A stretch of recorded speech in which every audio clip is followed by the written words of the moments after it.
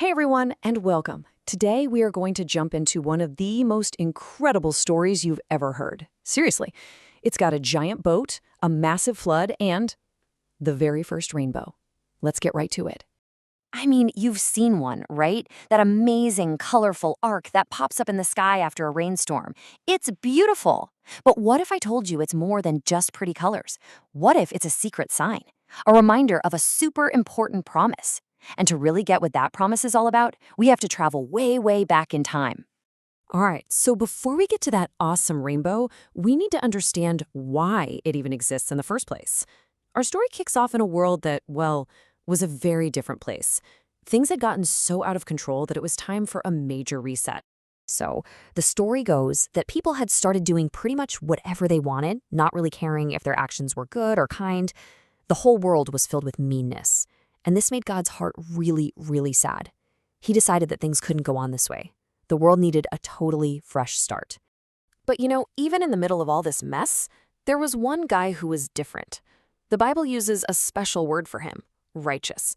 And all that really means is he was someone who tried his very best to listen to God and do the right thing, even when it was super hard and even when nobody else was doing it.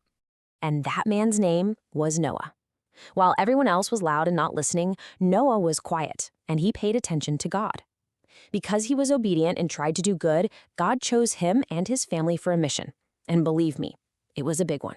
And when I say big, I mean this wasn't just any old job. God gave Noah a task that was so huge, it's kind of hard to even wrap your head around it. Okay, get this. God told Noah to build an ark, which is just a fancy word for a gigantic boat. We're talking massive, longer than a football field. It had to be super strong to handle what was coming. And God didn't just say, hey, build a boat. Nope. He gave Noah the exact blueprints. God laid out all the instructions for him. He gave him the exact size for the ark, what kind of special wood to build it with, and told him who to bring inside, his wife, his 3 sons, and their wives. And then came the wildest part of the plan. He had to gather animals, 2 of every single kind, lions, elephants, monkeys, you name it, plus some extra pairs of certain animals just to make sure every creature on Earth would be safe. Now this is the most important part of the whole story. Noah didn't argue.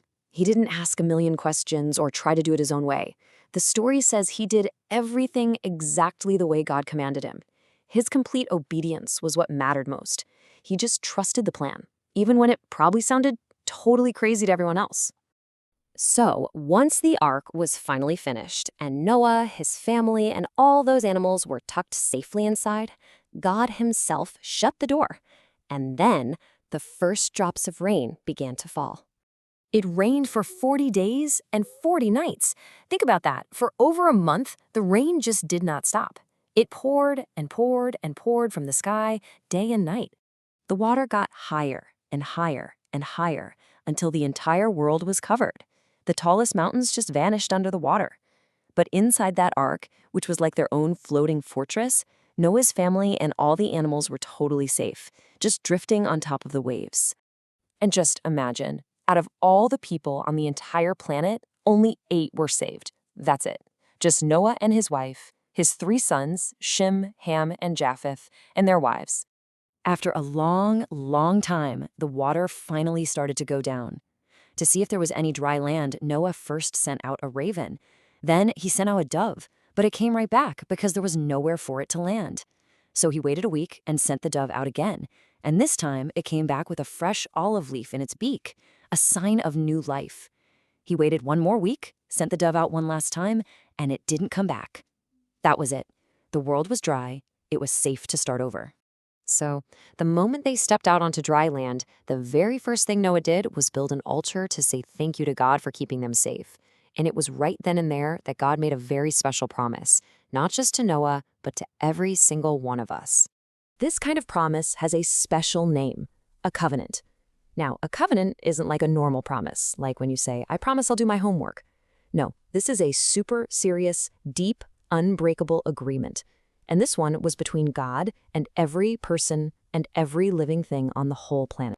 And what was God's promise? He said he would never, ever again send a flood to destroy the entire world. No matter what happens, a flood that big will never cover the earth again.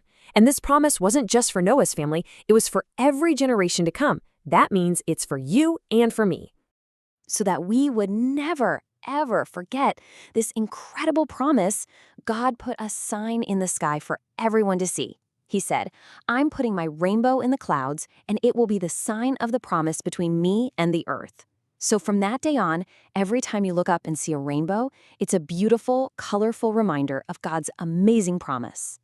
Wow, what a story, right?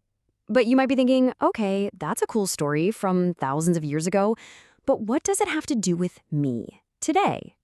Well, it turns out it has everything to do with us.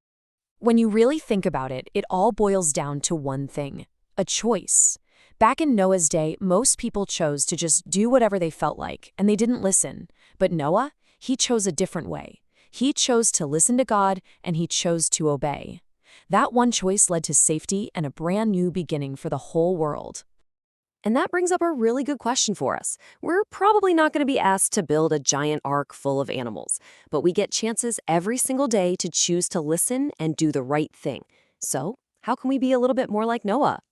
Well, being like Noah can actually be pretty simple. It can look like obeying your parents the first time they ask, or putting your toys away without complaining. It could be helping to keep your room clean, or just choosing to be kind to someone when it would be easier to ignore them.